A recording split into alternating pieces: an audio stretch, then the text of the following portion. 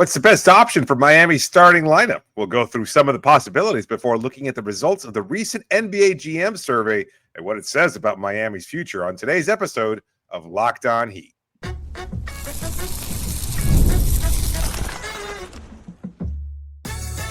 You are Locked On Heat, your daily Miami Heat podcast, part of the Locked On Podcast Network, your team every day.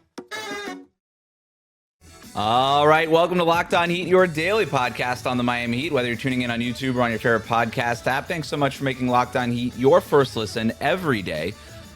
I'm Wes Goldberg, host of Locked On NBA Daily and Real GM Radio, and I'm here with David Ramil. Both of us are credentialed Heat media members who cover this team every day. And today's episode is brought to you by FanDuel. Right now, new customers can bet just $5, and if your bet wins, you'll get $300 in bonus bets to use across the app. Head to FanDuel.com to get started. We have a bunch of stuff to get to today, including why NBA GMs still respect Erik Spoelstra and may think that the Heat should have traded for Kevin Durant. We'll also talk about options for the Heat's starting lineup and what we think it's best. But I do want to start with the NBA's annual GM survey. And what immediately stood out to me in going through it, David, a couple days ago, is that Bam Adebayo's name is missing from all the best defender categories. Bam did not get a single vote for best interior defender. He didn't get one for most versatile defender. Tari Eason is getting votes. I think Tari Eason is a very good player. I like Tari Eason a lot. He is not a better player, nor is he a better defender than Bam Adebayo. I think it's absolutely wild that Bam didn't get a single vote, especially for most versatile defensive player, because I struggle to find 5 guys more versatile, and that might be a long list defensively than Bam Adebayo. You look at the guy that won was Amen Thompson. I love Amen Thompson. He's the most versatile defender in the league. Not now, right? Like maybe in a couple of years. Draymond Green's still up there at 17% of the vote. Giannis, who won last year's vote at 17%, dropped to 13%. Then you've got Dyson Daniels, Evan Mobley, Victor Wembanyama, OG Anunoby, Lou Dort, all incredible defenders. But more versatile than Bam? Dyson Daniels not protecting the rim. You know, OG Anunoby isn't doing the things that Bam is doing even defensively. Lou Dort, like, I love Lou Dort. He would have gotten my vote for Defensive Player of the Year. He's not anchoring your defense the way that Bam does. I was shocked that Bam, not that Bam necessarily has to win these things, but did not get a single vote. Tamani Kamara got a vote. Tari Eason got a vote. Asar Thompson got a vote. Bam got 0. Were you as surprised as I was? At first I was, and then the more I thought about it, I realized that it wasn't all that surprising at all, because it's kind of reflective of exactly where he's been in Defensive Player of the Year voting. And it's not to say that the general managers reflect the exact criteria for the Defensive Player of the Year award, but it goes a lot to how Bam is viewed and why he's not considered such a great defender. Like the even people who love Bam or speak highly of Bam outside of South Florida, or not even necessarily in the media, will talk about Bam as a guy who always works hard. That's dismissive at its core. It's like a guy, it's saying, you know what, he's great at, he's giving effort. But no, he's not really good though. It's just that he tries really hard. And I think that's kind of how it's viewed, how he's viewed. And I think the second point, when I was considering why Bam was viewed as lowly as he was, or not considered at all, is because I wonder whether or not they see that with the absence of Jimmy Butler, and we saw some of this last year, without Jimmy Butler providing a higher level of perimeter defense, whether or not that's going to leave Bam somewhat exposed and not necessarily have the complementary defender on the perimeter to help what Bam does as far as being that kind of roaming, versatile defender that can guard 1 through 5. I'm trying to justify it in my head. I honestly can't speak as to why the general managers might have not considered Bam at all, because I think after 9 seasons, we've kind of seen enough from Bam Adebayo to know that he is one of the top versatile defenders, that truly his ability to guard 1 through 5 is as unique as you'll find it. I think you said it's a low list. You got Draymond, and maybe not even at this point anymore, Giannis, and he's probably a little bit stiffer in guarding perimeter smaller guards than Bam is. And who else? Who else are we looking at that's a true 1 through 5 defender? I don't know that you'll find him. You won't. I mean, like Victor Wembanyama can technically guard 1 through 5 just because you put him in the middle of the court and his arms are long enough where he's reaching everything. It's, yeah, but and OG Anunoby is an incredible defender when totally locked in, but he's on and off the court sometimes with injuries, and I don't know whether or not the GMs really care about that. Apparently they don't. Here's what's really surprising, because I hear everything you're saying, David, but the counter argument would be last year Bam was 4th in best interior defender and 4th in most versatile defender. Got the 4th most votes. 10% of the vote for most versatile defender. The winner got 17% of the vote. That's a lot. That's a large percentage. You know who was also getting votes up there with Bam for most versatile defender? Giannis, OG Anunoby, Victor Wembanyama. All the names that are on this year's list.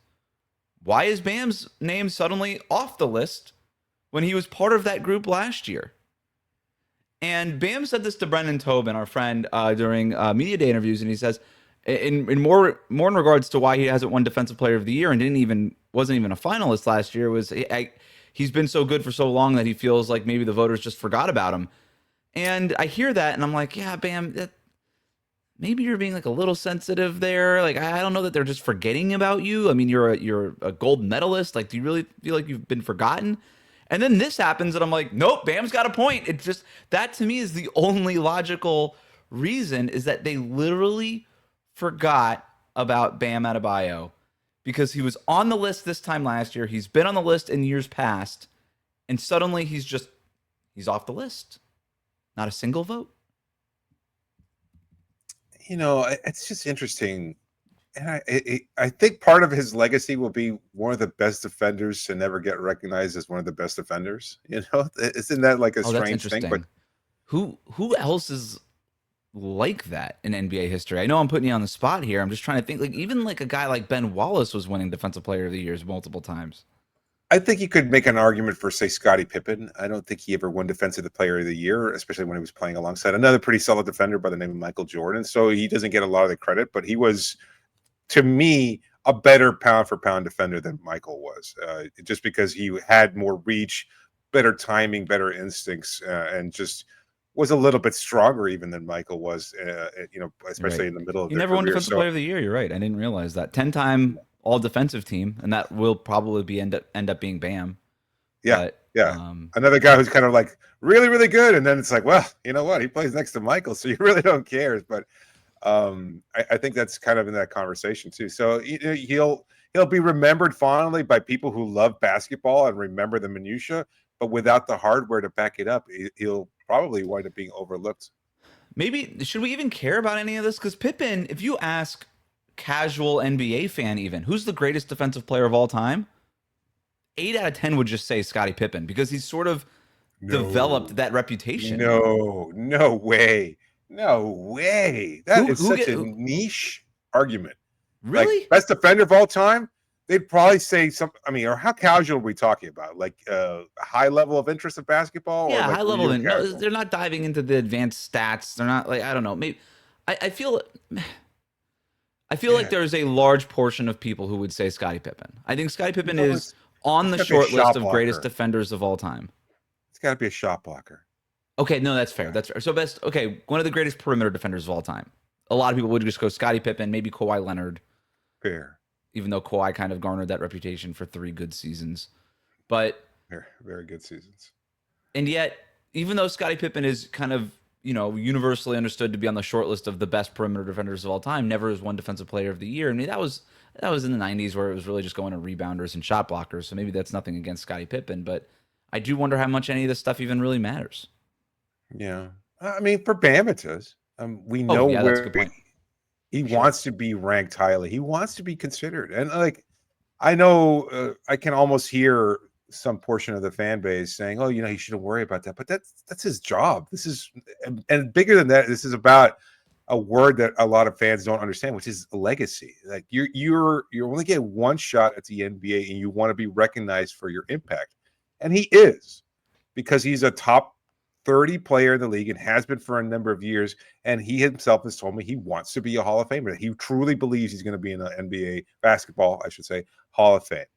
And that being the case, he wants the recognition that comes with it. He wants the accolades. He wants the championships, and he wants as much individual recognition as possible. And that's fair. Like, that's what you should if you're in the NBA. I know it's nice to say, oh, it's all about winning. It's like, you know what? Name me a winning team that doesn't have at least one player that's getting an individual accolade. When the guys are winning, yeah, right? Yeah, it's all about winning, and then the accolades come after. By the way, Bam's won. He hasn't won a championship, but he's been to 2 NBA finals now in 9 years. 5-time all-defensive guy. Missed it last year again. Forgotten. I do think there was an element of last year where it was so dominated by the Jimmy Butler headline that the basketball was even more secondary than it tends to be with the Miami Heat. Maybe. Which is by the way, it's Miami's fault. I don't want to hear that the national media ignores the Miami Heat. They haven't treated the regular season with respect for 3 years, nor should the national media respect the Heat during the regular season. Has he struggled? Do you think he's worse now as a defender? Because No. I mean, I know last year there was a bit of a drop off. I little want to bit, say that just there was a a bit of a smidge, drop. but not so much to the point of not one of the best 15 defensive players in the league and should be not considered one of the most versatile defenders in the NBA anymore, especially if we're projecting forward with a guy like Amen Thompson getting the nod as the most versatile defensive player. I mean, I love Amen Thompson, but to be number one on this list is a pretty big projection, especially considering some of the other names on this list. So, yeah, I don't really know what it is, but look, Bam is on his way to being in the Basketball Hall of Fame. 2-time gold medalist, 5-time all-defensive player, 2 or 3-time now finalist for Defensive Player of the Year. If he gets one more, if he does eventually earn a Defensive Player of the Year award, which the window might be closed as soon as this season, as soon as Victor Wembanyama starts gobbling those things up, right? But All-Star Thompson, or Amen Thompson, apparently. Or All-Star Thompson got more votes than Bam. But yeah, I don't know. It would help the resume, right? It would obviously help the resume. And if Bam's telling you that he wants to be a Hall of Famer, I think he's keenly aware of those things. The advanced stats, by the way, are there. ESPN's net points metric ranked Bam the 7th best defender in the league last year. He was 14th in dunks and threes defensive estimated plus minus. He ranked in the 91st percentile on RAPM. I know that just sounds like a bunch of gobbledygook to a lot of people. He's elite according to all the advanced metrics.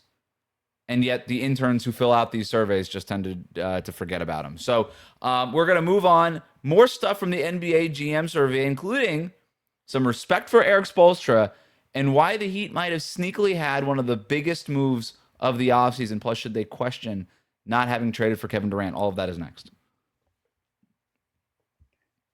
Today's episode is brought to you by FanDuel. The NFL season is here, and FanDuel is an offer that you don't want to miss. Because right now, new customers can bet just $5, and you get $300 in bonus bets if you win. That's right. You pick a bet, you put down $5, and if it hits, well, you'll unlock $300 in bonus bets to use across the app, and the app makes it great to use. It's so easy. It's so functional. It's very, very simple. And you know what? It helps you win in so many different ways. You'll love how FanDuel gives you all these options, from building a parlay or trying these player props, whatever you're looking for. And if you're just looking to juice up some of the action while you're watching the games, then FanDuel has got you covered. It just makes the games more exciting. I know I've seen a lot of people. I was recently at a sports bar watching a game, and you know what? Everybody's kind of really, really kind of focused on, I've got this writing on this, I've got this player, whether it's so many different things, and it's all through FanDuel because it just makes the game so much more exciting. So what are you waiting for? Visit FanDuel.com to download the FanDuel app today and get started. That's FanDuel.com to get started today. Today's episode is also brought to you by Monarch Money. Most people can't name all their financial accounts or even what they're worth, whether it's 401ks, properties, or investments. And when you don't have the full picture, you can end up leaving money on the table, and that's why there's Monarch Money. It's an all-in-one personal finance tool that brings your entire financial life together in one clean, easy-to-use interface on your laptop or your phone. Monarch is built for people with busy lives. If you put off organizing your finances, Monarch is for you. Monarch does the heavy lifting for you. You can link all of your accounts in minutes. You can see clear data visuals, get smart categorization of your spending, and finally feel in control of your money without ever touching a spreadsheet. If you thought maybe you were saving up for something and you hadn't been saving quite as much as you thought, well, Monarch Money helps you notice whether or not an investment allocation might not be working as efficiently as you thought, or it can help you discover forgotten 401ks from past jobs. Who doesn't want to find a little extra money they didn't know they even had? Don't let financial opportunity slip through the cracks. Use the code LOCKEDONNBA at monarchmoney.com in your browser for half off your first year. That's 50% off your first year at monarchmoney.com by using the code LOCKEDONNBA. We'll be right back. Thanks for making Locked On Heat your first listen every day. Some other topics hit in the annual GM survey. One of the questions that they always ask, which rookie was the biggest steal at where he was selected in the draft? Number one, Kasparas Giacochonis getting 17% of the vote. A little bit of a landslide vote there, David. Ace Bailey coming in second at 10% of the vote. Bailey was taken 5th overall. Kaz was taken 20th by Miami. You and I were there at the draft party at Kaseya Center. We were watching it happen. We were watching Kaz slide down the board and fall in the draft. And then Miami scoops him up at 20. And I know that he's been dealing with some injuries here in the preseason, but in the time that he did play, he looked really good. If this ends up being true, I think this would be potentially a very big deal for the Heat, who are obviously looking for some of these young guys to pop. Yeah, I think he's going to fit such a great need for Miami because what they're missing most of all, and we've talked about it before, and looking at this kind of sort of bleak preseason, they need a central playmaker, and that's what Giacochonis absolutely provides. Like, he is got great core vision and the size and strength to make some of those passes that seem very difficult for anybody else, and he does them very easily. And I think he's got great vision, great anticipation, incredible instincts, and again, the physical tools to make those passes easily to help teammates get the best looks they can in order for them to score. And that's exactly what you're looking for in a point guard.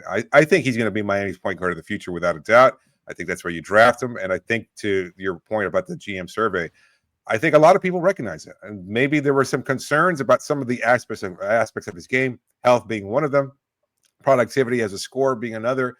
That's all fine and good. But I don't think that takes away anything from his ability to make plays at a high level.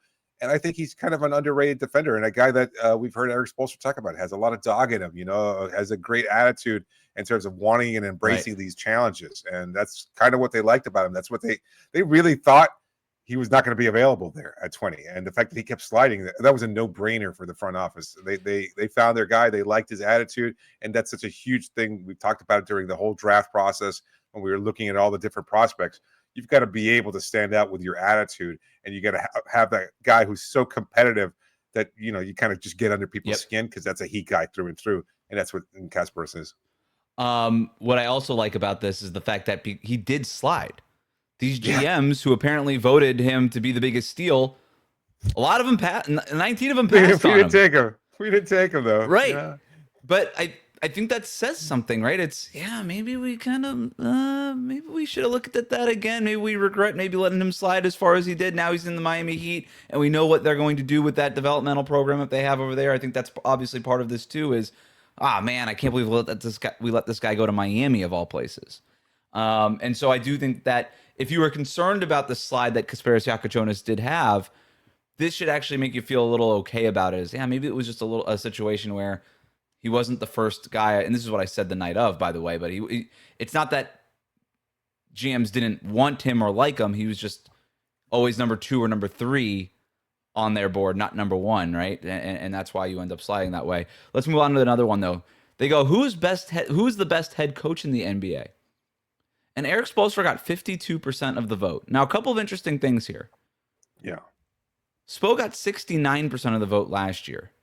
So we got a significantly less portion of the vote this time around, but still won this in a relative landslide. Spo got 52% of the vote. Number 2 was Mark Daigneault of the reigning champion Oklahoma City Thunder, and he only got 34% of the vote. Ty Lue was at 7% of the vote. Rick Carlisle was behind him. Nick Nurse still getting votes for some reason. This is, to me, a sign of respect. I don't care that it went down from 69% to 52%. The Heat got wiped away in the playoffs. They barely made the playoffs. It was a Davion Mitchell Heat check in overtime in Atlanta that got him into it, out of the play-in tournament. With the whole Jimmy Butler thing hanging over their head all season long, the fact that the Heat even got to the playoffs, I thought was a minor miracle.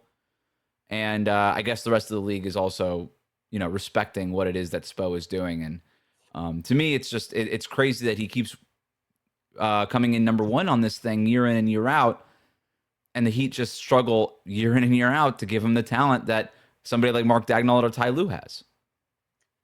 Yeah, it's very specific. I think they even follow that up with what he does best, which is managing personalities. And I think a big part of that is one, the big three. I mean, I don't. Again, we've never seen anybody be able to handle the magnitude of those three players and the egos that comes with it, and all the other players. I mean, guys like Ray Allen, who were a superstar, Shane Battier, who was a consummate role player, but a good soldier in every way, and yet you could have had issues, but nobody but Spo could have gotten as much out of those players and helped manage them. And I think that's such a part that fans don't really care about. They're so convinced of this idea of a Vince Lombardi type for whatever reason, coaching X's and O's and yelling at players and stuff like that. It's all the stuff behind the scenes. It's just connecting with players, talking with them, helping to understand what they're looking for. And as I've said many times before, clear and open communication. Like, that's what players really love above all else, is they just want to know where they stand, even if it's in the doghouse. And I think Spo does that better than anybody. Maybe Popovich, to my knowledge, probably is respected in that same vein, and that says a lot, because Pop is, again, one of the best all-time coaches, just like Spo is. So I think the fact that he manages this person, and Jimmy Butler, another personality. I was going to mention, you left out Jimmy Butler. I mean, he got the best years ever out of Jimmy Butler. We know what his deal is, right? Like, I mean, it says a lot, and you're absolutely right. I call it the Brad Stevens effect, where guy draws up one like sick out of bounds play, and then everybody's like, best coach ever, genius. It's just like, all right, relax. The guy couldn't even handle the head coaching job for 5 years in Boston. He had to go to the front office. The head coaching position in the NBA, I think it's the biggest gap between perception and reality. NBA fans see 1% of what an NBA coach actually does. And they will judge that NBA coach based on like when they call a timeout, random lineup decisions, and like I said, like a sick baseline out of bounds play that they diagrammed, which, by the way, all of those are always stolen. And so it's such a an insanely small percentage. 1% sounds like hyperbole. It's not. It's 1% of the actual job is calling timeouts and diagramming an out of bounds play. Everything else is the stuff behind the scenes. It's the tip of the iceberg. You see it. You see the tip of the iceberg. You don't see most of that iceberg. And Erik Spoelstra, maybe he doesn't draw up the sickest out of bounds plays. Although if you ask coaches, he does draw some very underrated ones. Yes. And his diagrams have been stolen, by the way. Whatever. We know the timeout kerfuffle last year and all that kind of stuff. He is the master at all the stuff under the water, all the stuff behind the scenes, all the stuff that nobody sees. He's the master at all of that. We do want to touch on the Kevin Durant subject here, and then we got to get to our starting lineup. We're going to do that after the break. Today's episode is brought to you by Peloton. Peloton is shaping the future of fitness with a brand new Peloton cross-training Tread Plus. Powered by Peloton IQ, it's their most advanced equipment yet, designed to give you real-time guidance and endless ways to move, whether you're running or lifting or cross-training with your favorite instructors. This is training reimagined. Peloton is built for breakthroughs with tools that help you plan, stay motivated, and reach peak performance. I love how Peloton IQ system offers real-time strength coaching. It actually tracks your reps, it suggests the right weight amount, and it corrects your form, making every rep safer and smarter. I mean, everybody's gone to the gym at one point or another and seen somebody, or maybe it's you yourself who's kind of struggled with getting the right form, which is really where you build muscle the right way. And that's where Peloton can really help you take your fitness goals to the next level. So let yourself run, lift, flex, and push forward.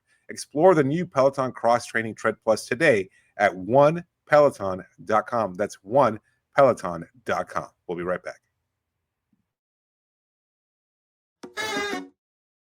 One more thing that I want to touch on here from the NBA GM survey. Which one player acquisition will make the biggest impact was a question on the survey. And NBA GMs voted number one, Kevin Durant, 73% of the vote. The reason I bring that up is because obviously the Heat were involved in Kevin Durant trade talks, decided that they didn't want to go so far as to offer basically everything to Phoenix in order to get him. But GMs are loudly saying that this is going to be the most impactful offseason acquisition. And I just wonder, David, had it been instead of Kevin Durant, comma Houston 73%, if it was Kevin Durant, comma Miami 73%, how Heat fans would be feeling after that. Do you think that this GM survey should beget any kind of regret among Heat fans? Absolutely. Absolutely. I think, we saw that strange vocal minority that's, oh, Kevin Durant is washed. It's like, are you sure you've watched Kevin Durant? Like, I know he's an older player. And I know that you just went through the kind of hangover of losing Jimmy Butler. And one of the points we brought up is, given his age, you couldn't pay him. Kevin Durant was much more productive than Jimmy Butler in his best season. And that's something that so many of these fans don't consider. We love Jimmy Butler. We appreciate everything he did here in Miami. I think he was a hell of a player, and he really did embody the culture as much as any one player has in their Heat tenure. And yet, well, okay. I don't want to go that far. All right. He did a pretty good job of it. And he was the face of the franchise. Did a good job of appearing that he did it. Wow. You're bitter. In any case, the truth is that he was a big part of Miami's success over the last 6 seasons, and he was a good part of that. And I think still Kevin Durant is a hell of a player, a very good and productive player, one of the all-time greats. And the opportunity to add that player, you always take that chance. You never pass it up. I don't care what the concerns are. I think the Heat front office should really be questioned about why and what the sticking point was. If it really was Kel'el Ware, I get the idea. It couldn't have been. It could. It was. You know what? You're right. That line has been out there that they drew the line at Kel'el Ware, and they did. They were never going to include Kel'el Ware. They also, I don't think, wanted to include all the other stuff either, right? This wasn't that they didn't want to include one of Kel'el Ware, Nikola Jovic, or Jaime Jaquez Jr. It's that they didn't want to include all of them. And that's really, I think, the thing that got lost in all of this is they didn't trade Kel'el Ware for Kevin Durant. They could not have traded Kel'el Ware for Kevin Durant. It would have been Kel'el Ware plus a lot of other things for Kevin Durant. And they didn't want to do, that's the trade they didn't want to do. Right? Had they had the opportunity to trade Kel'el Ware for Kevin Durant straight up, I would imagine that they would have done that. But that's just not how. The CBA doesn't even allow you to do that. So, I will say also, I know we don't want to go too long on this. Like, Houston was a much better team than Miami, so they went from a very, very good team last year to one that's potentially excellent. With the they were. You could argue that they were a Kevin Durant away from making the finals, and maybe they are, right. The Fred VanVleet injury is a different deal there, but the Heat looked at their roster and said, We're not that close. We're not a Kevin Durant away based on what we'd have to trade from making the NBA Finals. Maybe they'd be wrong. I don't know. But I did think it was interesting. But let's talk about the starting lineup because we have one more preseason game left here, David. And we've talked a lot going into the preseason, during training camp. What will the starting lineup look like? So we've got 5 games of a sample size here now, 5 more games of information. And I think in Sharpie, we can say it's going to be Bam, Norm Powell, Andrew Wiggins. No matter what, when those guys have been available, they have started, point blank. Those guys are in Sharpie. We know that. We knew that before the preseason even started. So no big difference there. I think the other 2 spots are open. Obviously, that front court spot next to Bam is between Jovic and Kel'el.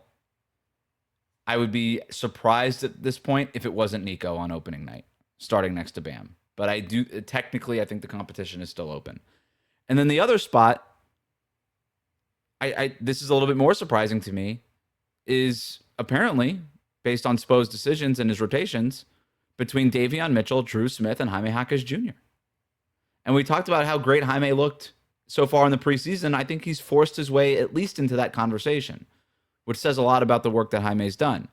But I'm not going to ask you to make a prediction because that's not interesting. I want to know what you think is the best option to fill in the other 2 spots between the people that I'm talking about, or maybe there's somebody I didn't mention that you think should be part of that starting lineup. But what do you think, based on what we've seen so far in the preseason, should be the starting lineup on opening night, assuming everybody's healthy except for Tyler Hero?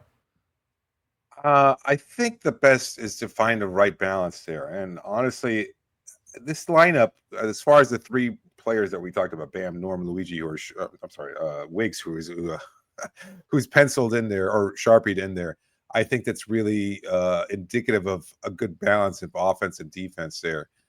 And yet, I think you want to throw in another defensive presence in there, and I think you want to be able to shore up that lineup with Kel'el Ware a little bit too. So I maybe this it kind of aligns with making a prediction. I think it's going to be Davion and Kel'el Ware. I think they're going to be starting on opening night. I just think that we haven't seen enough from Davion in order to kind of figure out exactly where he's going to, what level he's at, how healthy he is, and stuff like that. He really hasn't played much during the preseason because of injury, but I think he's going to wind up starting. I think he just adds that spark off the bench. He's got a guy who can get downhill. We saw how he could shoot last season. Yep. I think the hope is that he'll be able to replicate at least something close to that. So you're going to get enough offense from him and Norm. At least that'll be the theory. And I think it allows them to kind of fit into their roles much more easily, where they're just focused on being good, solid playmakers and scorers. That's where you're going to get more from the backcourt between those two players. And that kind of allows Kel'el to kind of, so you think Kel'el over Nico? That's where you're at now. I do think so. I do. What? Think so. I think you think I was Kel'el just surprised because of the way he responded to Spo and the way he's played since then? That's sort of swayed you. I think that's part of it. I think that's also just provides more balance for a team that gets killed on the boards as regularly as Miami does. I still think Ware puts you in a better position. He's not an aggressive rebounder, neither is Nico, but at least he's 2 inches taller than Nico. Yeah, and look, it's not just defense. The guy leads the Heat in points right now in the preseason. So, there's easy offense there with the lobs and the pick and roll stuff there. He is capable of space on the floor, not quite like Nico, but it's there. I'm not ruling it out. I think would be a little surprised if that's ultimately what ends up happening. I do think that Spo wants to test him a little bit more before going with starting him on opening night, but I'm not ruling it out. To me, I think it's a very interesting question who starts in that backcourt between Davion, Drew Smith, and Jaime Jaquez Jr. I think I'm with you. I think I still just believe it's going to be Davion. I just think that they saw enough from him at the end of last year that, he played 10 minutes in the first preseason game, and then he played 20, 22 minutes in the last one. So he's starting to ramp up his minutes and get healthier and get his legs under him. And hopefully, I think you'll see him play quite a bit in Memphis or against Memphis on Friday to really try to get his basketball wind. And then by opening night, he should be ready to go. Yeah. So I still think it's going to be Davion. If we're up to me, though, I wouldn't rule out Jaime Jaquez Jr. I think he's been really good. And maybe it's too much to go with him in the starting group, but there's real instant offense with him. I think he's capable as a playmaker. He's had 12 assists to 7 turnovers in the preseason. His assist to turnover ratio is really good.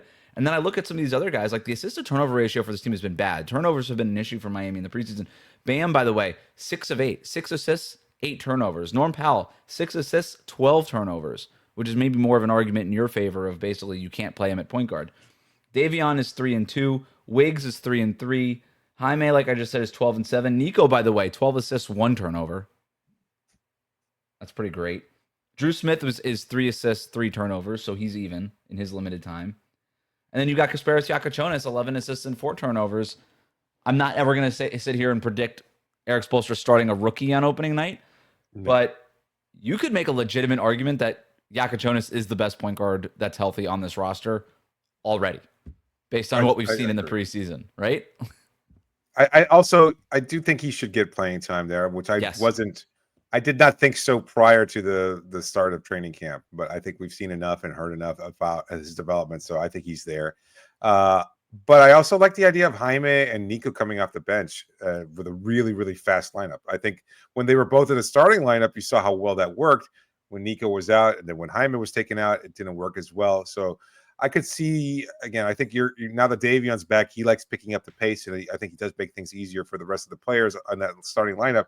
But the idea of Jaime and Nico coming off the bench with this really fast-paced reserve group, that's kind of exciting for me.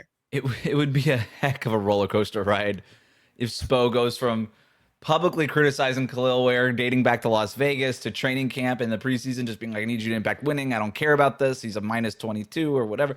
And then he starts on opening night. And that would be just the ultimate bait and switch, I think, by Erik Spoelstra, which is why I don't think that you can rule it out, because Spo is paranoid and is willing to make those long-term types of plans. Anything to beat Orlando on opening night. That'll do it for us today. Let us know in the comment section what you think should be the starting lineup on opening night based on what you've seen in the preseason so far. Thanks so much for listening. Thanks for making us your first listen. We'll catch you tomorrow.